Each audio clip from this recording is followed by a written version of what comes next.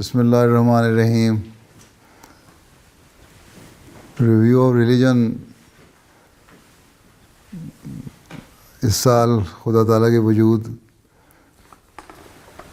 پہ جو سمٹ منعقد کر رہے ہیں انہوں نے مجھے بھی کہا کہ اس بارے میں کہ میں بھی کچھ ان سے شیئر کروں، کچھ کہوں. تو اس وقت میں دعاؤں کی قبولیت کے بارے میں چند واقعات پیش کر دیتا ہوں، لیکن اس سے پہلے میں حضرت مسیح موعود علیہ الصلوۃ والسلام نے جو دعا کے متعلق بھور حکمت اور معرفت سے پر باتیں کی ہوئی ہیں ان میں سے چند ایک بیان کرنا چاہتا ہوں، جس سے پتہ لگے کہ دعا کیا چیز ہے اور کس طرح کی دعائیں اللہ تعالیٰ قبول کرتا ہے، کس حالت میں قبول کرتا ہے. مختصراً پیش کروں گا. حضرت مسیح علیہ السلام ایک جگہ فرماتے ہیں کہ میں سچ کہتا ہوں کہ اگر اللہ تعالیٰ کے حضور ہماری چلاہٹ ایسی اضطراری ہو تو اس کے فضل اور رحمت کو جوش دلاتی ہے اور اس کو کھینچ لاتی ہے. یعنی اگر اللہ تعالیٰ کے حضور دل سے آواز نکلی ہو، چلاہٹ ہو، تو پھر اللہ تعالیٰ فضل فرماتا ہے اور دعاؤں کو قبولیت بخشتا ہے. پھر فرمایا کہ ابتلاؤں میں ہی دعاؤں کے عجیب و غریب خواص اور اثر ظاہر ہوتے ہیں، اور سچ تو یہ ہے کہ ہمارا خدا تو دعاؤں ہی سے پہچانا جاتا ہے. پھر آپ نے یہ بھی فرمایا کہ لوگ دعا سے عجیب کارنامے سر انجام پاتے ہیں، لیکن دعا کرنے والے آداب دعا سے واقف نہیں جو قبولیت دعا کے لیے ضروری ہیں، اور اگر ان سے واقف ہو جائیں اور دعا صحیح طریقے سے کریں اور اللہ تعالیٰ کے آگے چلائیں اور گڑ گڑائیں، ضرورت بیان کریں اور حقیقی رنگ میں دعا کے جو لوازمات ہیں ان کو پورا کرنے والے ہوں، تو اللہ تعالیٰ دعاؤں کو سنتا بھی ہے اور اسی سے اپنے وجود کا ثبوت بھی دیتا ہے. پھر ایک موقع پہ آپ نے فرمایا کہ جو شخص مشکل اور مصیبت کے وقت خدا سے دعا کرتا ہے اور اس سے حل مشکلات چاہتا ہے، وہ بشرطے کہ دعا کو کمال تک پہنچا دے خدا تعالیٰ سے اطمینان اور حقیقی خوشحالی پاتا ہے، اس شرط کے ساتھ کہ دعا کو کمال تک پہنچائے. یہ بھی یاد رکھنا چاہیے. فرمایا کہ اگر بالفرض وہ مطلب اس کو نہ ملے جس چیز کے لیے دعا کر رہا ہے، اگر وہ مقصد حاصل نہیں بھی ہوتا تب بھی کسی اور قسم کی تسلی اور سکینت خدا تعالیٰ کی طرف سے اس کو عنایت ہوتی ہے. ضروری نہیں کہ جس مقصد کی دعا کر رہا ہے وہ ضرور مقصد پورا ہو جائے. اگر اللہ تعالیٰ کے نزدیک وہ نہیں بھی مل رہا اور حقیقی دعا ہے، جو رنگ دعا کا ہونا چاہیے وہ اس شخص میں پیدا ہو گیا جو دعا کر رہا ہے، تو پھر اللہ تعالیٰ اس دعا کو اگر اس طرح منوان پورا نہ بھی کرے لیکن کم از کم سکینت دل کو دے دیتا ہے، انسان کی تسلی ہو جاتی ہے اور اس کو اطمینان حاصل ہو جاتا ہے، اور وہ ہرگز نامراد نہیں رہتا. اس کو یہ خیال نہیں ہوتا کہ میں نامراد ہو گیا، میری دعا قبول نہیں ہوئی یا اللہ تعالیٰ کا مجھے پتہ نہیں لگا. اور فرمایا کہ ہرگز نامراد نہیں رہتا، اور علاوہ کامیابی کے ایمانی قوت اس کی ترقی پکڑتی ہے، ایمان میں بھی ترقی کرتا ہے اور یقین بڑھتا ہے. لیکن جو نہیں کرتے دعا ان کے بارے میں فرمایا کہ جو شخص دعا کے ساتھ خدا تعالیٰ کی طرف منہ نہیں کرتا وہ ہمیشہ اندھا رہتا ہے اور اندھا مرتا ہے. فرماتے ہیں کہ جو شخص روح کی سچائی سے دعا کرتا ہے وہ ممکن نہیں کہ حقیقی طور پر نامراد رہ سکے، بلکہ وہ خوشحالی جو نہ صرف دولت سے مل سکتی ہے، نہ حکومت اور نہ صحت سے، بلکہ خدا کے ہاتھ میں ہے، جس پیرائے میں چاہے وہ عنایت کر سکتا ہے. ہاں، وہ کامل دعاؤں سے عنایت کی جاتی ہے. وہ اگر دعائیں ہوں تو یہ چیزیں سب مل جاتی ہیں جو انسان چاہ رہا ہوتا ہے. جہاں نہ تمہیں کوئی دولت دے سکتی ہے جو تسلی اور سکون، نہ حکومت کے اختیارات تمہیں وہ سکون اور تسلی دے سکتے ہیں، نہ صحت تمہاری اپنی ذات کے لیے تم سکون پا سکتے ہو، لیکن جب دعا کر رہے ہو تو اللہ تعالیٰ ایسے انتظام کر دیتا ہے کہ وہ اللہ تعالیٰ کے فضل سے یہ ساری چیزیں جو تمہاری خواہشات میں پوری ہو جاتی ہیں، جو دنیاوی وسائل جو ہیں جن کو پورا نہیں کر سکتے۔ فرمایا کہ اگر خدا تعالیٰ چاہتا ہے تو ایک مخلص صادق کو عین مصیبت کے وقت میں دعا کے بعد وہ لذت حاصل ہوتی ہے جو شہنشاہ کو تخت شاہی پر حاصل نہیں ہو سکتی۔ سو اسی کا نام حقیقی مراد یابی ہے جو آخر دعا کرنے والوں کو ملتی ہے۔ پھر آپ نے ایک جگہ فرمایا کہ یہ سچی بات ہے کہ جو شخص اعمال سے کام نہیں لیتا وہ دعا نہیں کرتا۔ اب صرف یہ کہنا کہ دعا کر لی میں نے اور جو اسباب ہیں ان کو استعمال نہیں کیا، اپنے عملوں کو ٹھیک نہیں کیا، ان کو خدا تعالیٰ کی رضا کے مطابق نہیں ڈھالا، تو پھر وہ شخص جو ہے نا اس کے متعلق یہ نہیں کر سکتے کہ وہ دعا کرتا ہے۔ اعمال کی بہتری بھی ضروری ہے، اسباب کا استعمال بھی ضروری ہے، پھر دعا کرو اور اللہ تعالیٰ پھر قبول بھی کرتا ہے۔ جہاں جہاں وسائل ہیں، جہاں بالکل ہاتھ پیر بن جاتے ہیں اور انسان مجبور ہو جاتا ہے، وہاں کوئی اسباب استعمال نہیں ہو سکتے، لیکن اللہ تعالیٰ انسان کی نیت کو جانتا ہے، یہ دیکھ لیتا ہے کہ انسان مخلص ہے، اس کے عمل نیک ہیں اور یہ خالص ہو کے میری طرف آیا ہے، تو تب بھی اللہ تعالیٰ دعا قبول کر لیتا ہے۔ فرمایا کہ اگر تم اعمال کے تمہارے اچھے نہیں ہیں اور پھر تم دعا کرتے ہو تو پھر تم خدا تعالیٰ کی آزمائش کر رہے ہوتے ہو، اور یہ نہیں ہو سکتا، اللہ تعالیٰ کی آزمائش نہ کرو۔ اس لیے فرمایا کہ دعا کرنے سے پہلے اپنے تمام طاقتوں کو خرچ کرنا ضروری ہے، اور یہی معنی دعا کے ہیں۔ پہلے لازم ہے کہ انسان اپنے اعتقاد و اعمال پر نظر کرے، یہ دیکھنا چاہیے کہ ہمارے اعمال کیا ہیں، ہمارا اعتقاد کیا ہے، اللہ تعالیٰ پر ہمیں پورا بھروسہ ہے اور یقین رکھتے ہیں اور یہ سمجھتے ہیں کہ اللہ تعالیٰ کے علاوہ کوئی نہیں جو ہماری ضرورتوں کو پورا کرے۔ اب ان باتوں کے ساتھ میں چند واقعات جیسا کہ میں نے کہا تھا پیش کرتا ہوں۔ آئیوری کوسٹ کا ہمارے مولم نے لکھا ایک واقعہ، ایک مخلص احمدی ہیں وہاں عبداللہ صاحب، ان کے بارے میں لکھا تھا کہ میرے بھائی کو اس طرح پولیس پکڑ کے لے گئی ہے اور عدالت نے اس کو نشہ بیچنے کے جرم میں 20 سال قید کی سزا سنا دی۔ کہتے ہیں میں بڑا پریشان تھا کہ میرے بھائی کو اس طرح پولیس پکڑ کے لے گئی ہے، چنانچہ مجرم نہیں ہے۔ کہتے ہیں اس پریشانی کی حالت میں انہوں نے مجھے یہاں خط لکھا لندن میں۔ کہتے ہیں خلیفۃ المسیح کو میں نے خط لکھا دعا کے لیے اور خود بھی اپنے بھائی کی رہائی کے لیے دعا شروع کر دی۔ کہتے کوئی، لیکن اس کے باوجود کوئی صورت نظر نہیں آ رہی تھی رہائی کی۔ کہتے ہیں ایک دن خواب میں میں نے دیکھا، مجھے لکھ رہے ہیں وہ، کہ خلیفۃ المسیح کو دیکھا، آپ کو دیکھا کہ اور آپ نے فرمایا کہ پریشان نہ ہو اور صبر کرو، تمہارا بھائی جلدی رہا ہو جائے گا۔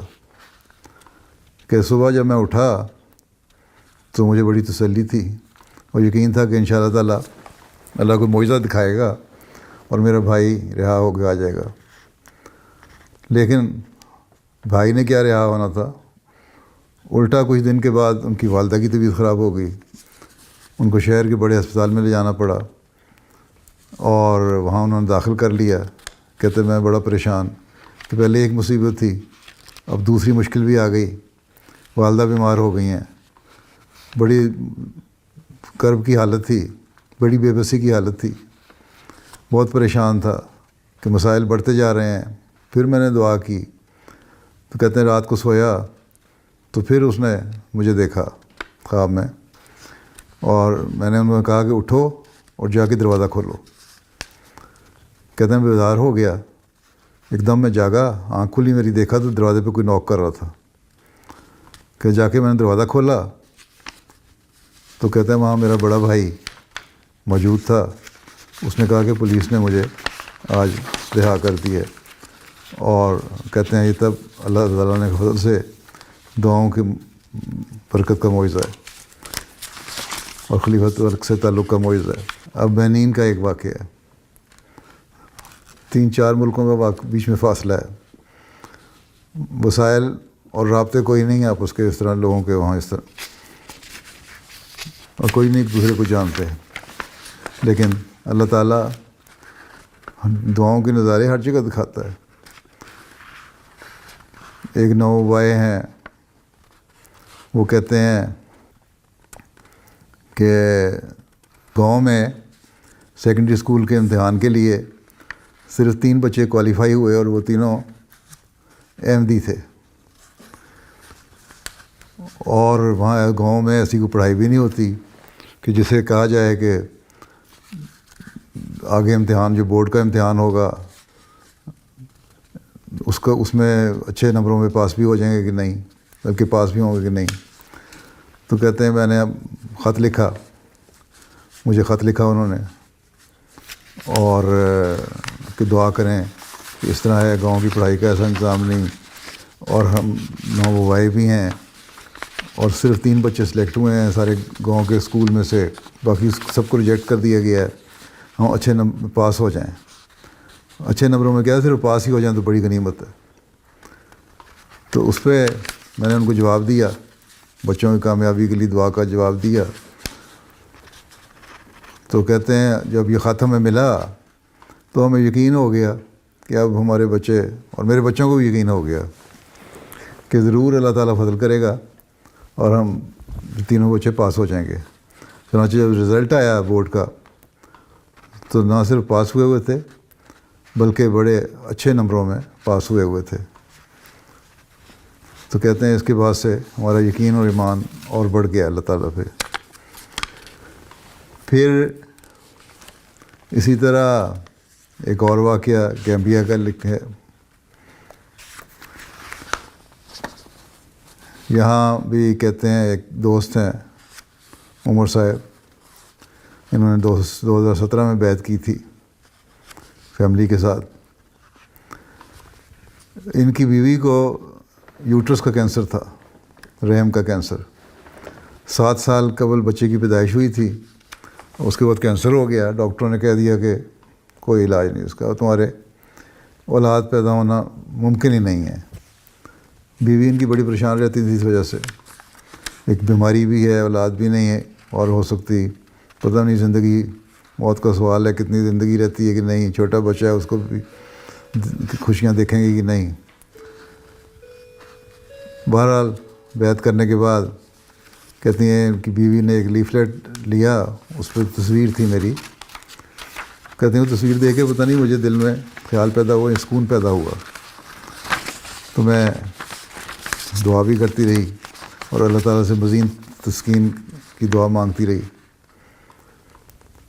پھر انہوں نے خط لکھا مجھے اور اپنی بیماری اور اولاد کی خواہش کا بھی ذکر کیا دعا کی درخواست کے ساتھ. اللہ کا فضل ایسا ہوا کہ کچھ دیر کے بعد وہ حاملہ ہو گئیں.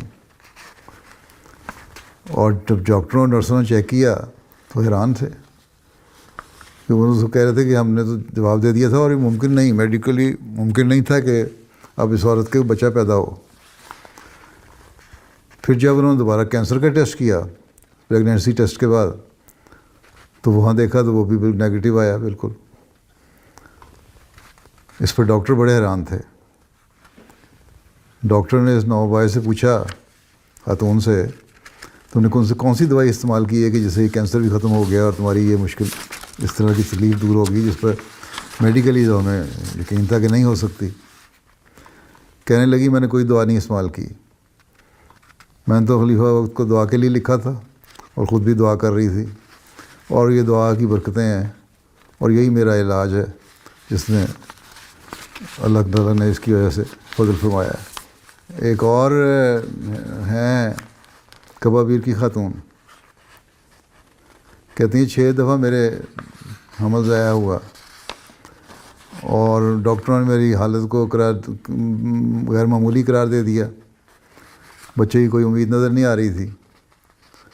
اس دوران میں ان کے خامد یہاں آئے لندن، یہاں میرے سے ملاقات ہوئی ان کی. انہوں نے ساری حالت بتائی، دعا کی درخواست کی. اس میں نے انہیں کہا کہ اللہ تعالیٰ فضل فرمائے گا آپ کے، انشاء اللہ تعالیٰ حمل ٹھہر جائے گا، بچہ بھی پیدا ہو جائے گا. چنانچہ اس کے کچھ عرصے بعد حمل ٹھہر گیا، اور ایک بچی اللہ تعالیٰ نے ان کو عطا کی.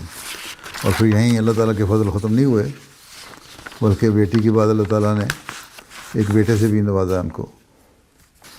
پھر مالدہ صوبہ بنگال انڈیا کے ایک مولم صاحب ہیں، ان کے گردے خراب ہو گئے. 2005 کی بات ہے یہ، اور ڈاکٹروں نے علاج کرنے کی کوشش کی، کوئی صورت نہیں پیدا ہو رہی تھی. ڈاکٹروں نے جواب دے دیا کہ اب کچھ نہیں ہو سکتا. 2005 میں جو قادیان میں گیا ہوں تو وہاں ان کی فیملی ملاقات تھی. انہوں نے اپنی بیماری کا ذکر کیا، مولم صاحب نے دعا کی درخواست کی،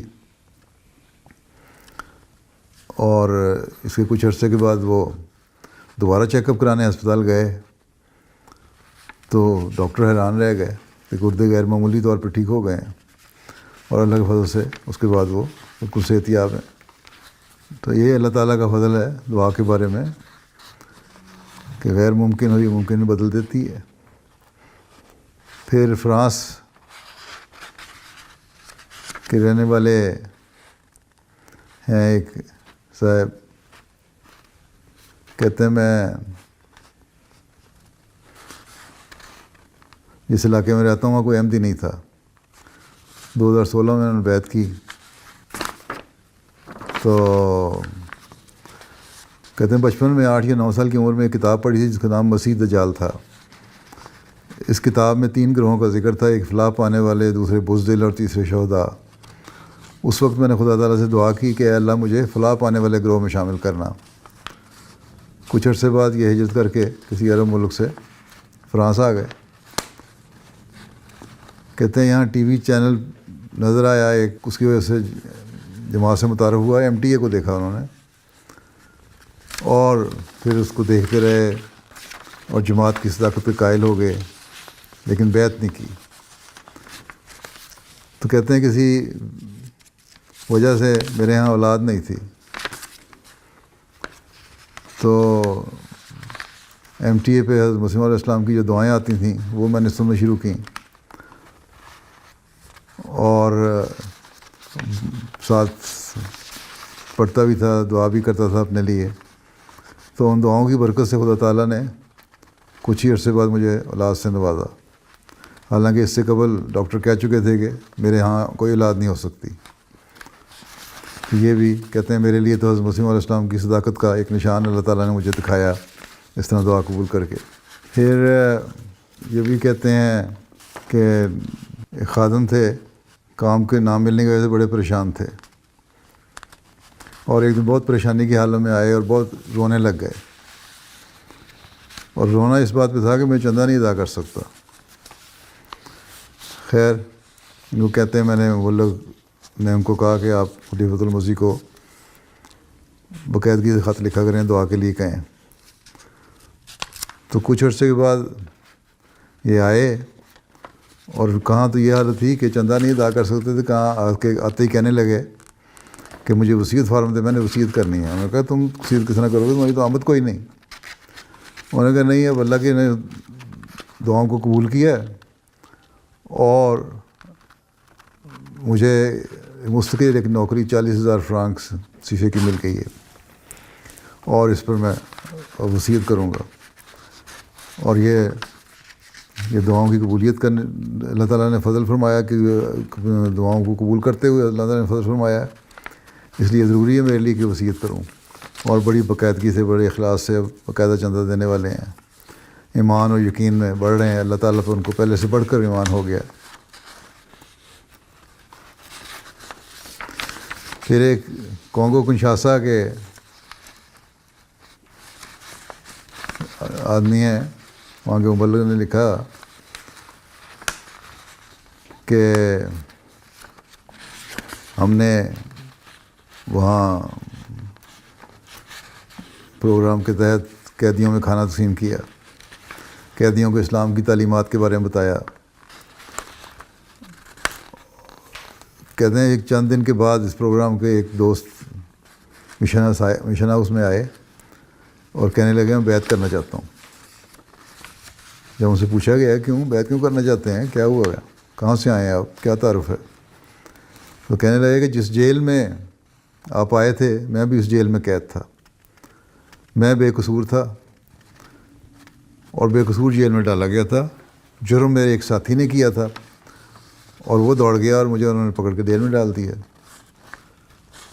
جب جیل میں کہتے ہیں جب آپ لوگ آئے اور پروگرام کے بعد آپ نے دعا کرائی, دعا کے بارے میں بتایا بھی حکمت, اور پھر دعا بھی کرائی, کہتے ہیں میں بھی شامل تھا. تو میں نے وہاں دعا کی کہ اے اللہ اگر دعائیں سنتا ہے تو, اور اگر یہ لوگ سچے ہیں تو میری مدد کر اور مجھے یہاں سے رہائی دلوا دے, مجھے پتہ ہے کہ میں بے قصور ہوں. تو کہتے ہیں میں نے دل میں سوچا ہوا تھا کہ اگر یہ جماعت سچی ہے تو اللہ تعالیٰ میری دعا قبول کر لے گا. یہ دل میں گڑ گئی میرے بات اس دعا کرتے کرتے کہ اگر جماعت سچی ہے تو میری دعا بھی آج قبول ہو جائے گی اور اللہ تعالیٰ غیب سے رہائی کا سامان بھی پیدا کر دے گا. کہتے ہیں چنانچہ ایسا ہی ہو گیا.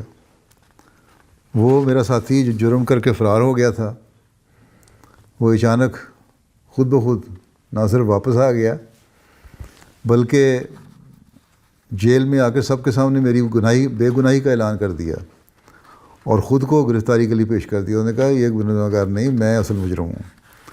اس وجہ سے میں آج رہا ہو کے سیدھا مشن ہاؤس آ گیا ہوں. اور جماعت کا جب اس سے مزید تعارف کروایا گیا تو کہنے لگا میرے لیے اللہ تعالیٰ نے خود اس جماعت کی سچائی کا ثبوت دے دیا ہے اور اپنے وجود کا بھی ثبوت دے دیا ہے, دعاؤں کی قبولیت کا بھی ثبوت دے دیا ہے, اور اسی وقت بیعت کر کے جماعت میں شامل ہو گیا. تو حضرت مسیح علیہ السلام نے ایک جگہ ایک فرمایا ہے قدرت سے اپنی ذات کا دیتا ہے حق ثبوت, اس بے نشاں کی چہرہ نمائی یہی تو ہے. اس طرح اللہ تعالیٰ اپنے نشانات دکھاتا ہے اور یہ سینکڑوں ہزاروں واقعات ہیں, ہر سال آتے ہیں. ان میں سے چند ایک میں نے بیان کیے.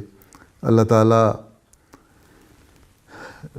ہم سب کو ایمان اور ایقان میں بھی مضبوط کرے اور دعائیں کرنے کی بھی توفیق عطا فرمائے.